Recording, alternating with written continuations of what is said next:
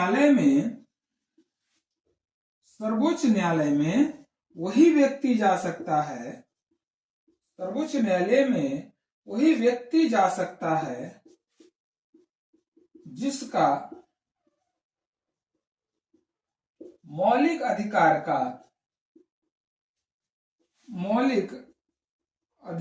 का हनन हुआ है।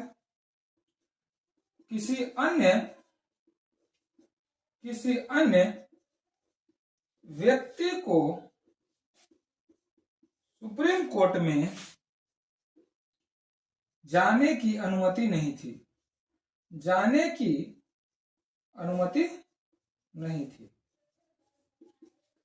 अर्थात अब ये देखो, जिसके मौलिक अधिकार का हनन हुआ वही व्यक्ति जो है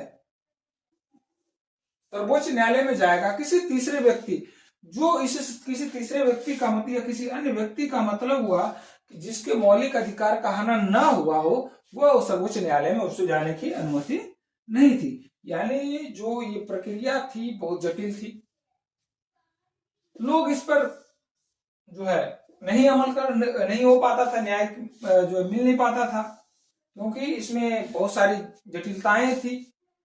अब ये देखो, अब सर्वोच्च न्यायालय में वही व्यक्ति, पहले उन्हें था कि सर्वोच्च न्यायालय में जो परंपरागत न्यायालय का जो प्रक्रिया था उसमें था कि सर्वोच्च न्यायालय में वही व्यक्ति जा सकता है जिसका मौलिक अधिकार का हनन हुआ है, किसी अन्य तीसरे व्यक्ति सर्वोच्च न्यायालय में नहीं जा सकता है।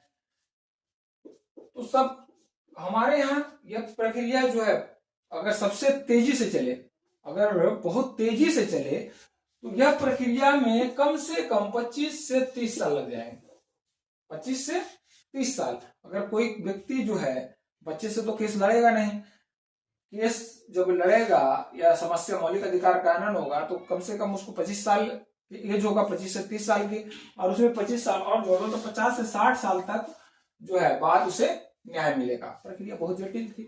नॉर्मल अगर सबसे तेज चले तो, अगर धीमे चले, ट्रायल ही जो है, जब परंपरागत न्याय की बात करें तो ट्रायल में ही बहुत समय लग जाता था। ट्रायल होगा, उसके बाद चलेगा, केस चलेगा, डेट आएगा, तो प्रक्रिया बहुत जटिल थी। तो इस प्रक्रिया को लोग न्याय नहीं मिल पाता था, तो इसका क्या था, जटिल प्रक्रिया, जटिल प्रक्रिया। हमारे यहाँ का जो न्यायालय था काफी महंगा था, व्यय